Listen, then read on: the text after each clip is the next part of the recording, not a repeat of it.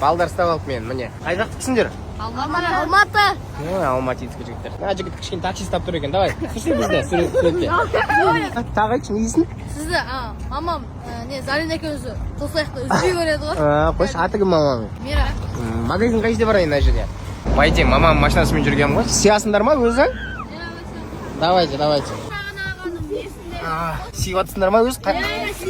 Қаншаусыңдар өзі? Ой, мен бұл сторис, наверное, ертең салам, өйткені бүгін мүлдем қолым босаған жоқ. Мен қазір кинодан шықтым, «Жетігүл» деген. Бір жылап тоқтай алмай қалдым. Білмеймін, последний күндер сондай жылайтын кинолар көріп жүрмін ба, или мен үшін қатты әсерлі болып жүр ма. Маған қатты ұнады. Барып көрем деген жандарға негізі бір болмайтын фантастикадан гөрі өмірлік мағынасы мықты осындай киноларға бару керек. Мен предпоказына үлгермей қалдым деп өтірік айтпай қояйын, әдейі барған жоқпын, өйткені мен құрбыммен, жан-жармен барғым келді, өйткені бірге отырып көріп, әсермен прям бөліскім келді. Еще сондай білмеймін, өзім бірге жалғыз барғаннан гөрі бірге барып, солай күшті әсер алып қайтқан келді. «Жетігүл» деген кино, келем десеңіздер, кез келген кинотеатрда тұр, және де оннан 100 берем деп же. В общем, сол. Бүгін екінші күн. Аңсар екеуміз үйдеміз. Осындай аңсарға, короче, осындай ит, мысық дегендер ұнайды екен. Дейтіндер ше. Жанынан қараңыз, қазына барады өзі, сөйлеседі өзі. Папасы неге жұмыстармен кетті үйдің. Өзім тұрма бір жап тұршы. Қазір душқа түсуім керек. Потом бірақ білмеймін, папасы кейін келіп түспесем, аңсарға қарайтын адам жоқ. Мә осы үйетқы мамочкалар қалай түсесіздер? Қастарыңыз адам болмаса. Походу, балаларын душтың қасына қойып қойып түсе беретін шығарсыздар. Біздің аңсар жан жаққа кетіп қалады. Содан кейін еще жылап кетеді, мен ешкім жоқ болса. Содан кейін ғой, қасында біреу болу керек обязательно. Жаным, сол енді. Бүгін екінші күн екеуміз, кеше энергиям бітіп қалған ғой бір уақытта. Без ұйықтап қалдым ғой, жаттым, ұйықтадым ғой. Сол екен ғой, жалғыз өзің қарасаң. Папасы болып күшті болып жүрген ғой мен. Біраз нәрсе үлгеріп.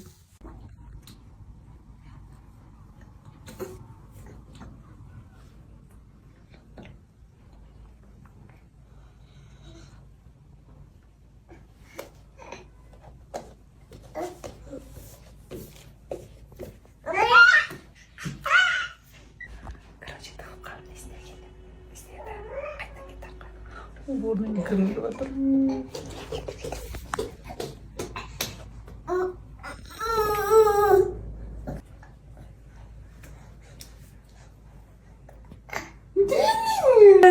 Мамасын тауып алған түрінен оқын келді ма?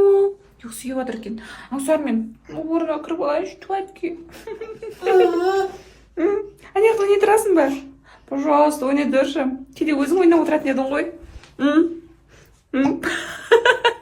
Туалетке қалай кіреміз? Ішімде ауырмайтын кезде ауыр. Ұйқымыз ұзаққа созылмады ағайын. Жарты сағат ұйықтады ма, ұйықтамады ма, в общем. Ұйықтамадың ба біраз? Зато нормально, план орындалды. Тамақ ішеміз ба? Тамақ ішкізем, қайсы балама. Жатысты айтамын да жатысты. Стройка жасайтын болмаса, ремонт жасайтын адамдар болатын болса, көбінесе біз сәл қымбаттау нелерге ұрынып қалады екенбіз ғой. Енді мен біраз адамдардың көмегімен таза автобус жерлерге келіп жатырмын. Біліп жатырмын, короче, қай жерде қандай баға, кәдімгі 50-50 баға ғой. Арзан алады екенсің, бір жағынан соңын қуанып жүрмін. Оның складтарда екен. Ал біз қымбат алатын бәрі ол осы складтан алады екен де, сояққа апарып 50% қосып сатады екен. Вот, былай қарап отырсаңыз қанша ақша үнемдедім мен, иә? Құрметті оқырмандар, біздің келесі 2023 жылғы мейіз қосылайық. Мөлдір, қалайсыз? Жақсы, рахмет, өзіңіз қалайсыз? Көңіл күйіңіз қалай, күшті ма? Өте керемет, шынымен де жаңа айтып кеткендей, тек қана қыздар емес, бізде де қобалжу болып тұр. Қай қыз алар екен деген сияқты ой бізде де болып тұр. Иә, енді сіздер де сол сезімді бастан кешірдіңіздер, иә, тұрдыңыздар, кім, мен балам ба, жоқ па деген сияқты. Бірақ мен ойлаймын, бұл жерде ең жеңімпаз, жеңілісті қабылдай алатын қыз деп ойлаймын. Сынып кетпейтін болатын болса, ол кезде сол біз жеңімпаз. Иә, ренжіп, өкпелеп, өмір бақи көрінбей кетпейтін, иә. сыртқа шығып сіздерді сыртқа жібермеу керек екен. қалай Сыртқа шығып кеткеннен кейін қазір басыңыз бос болып қалды деп естіп алдым.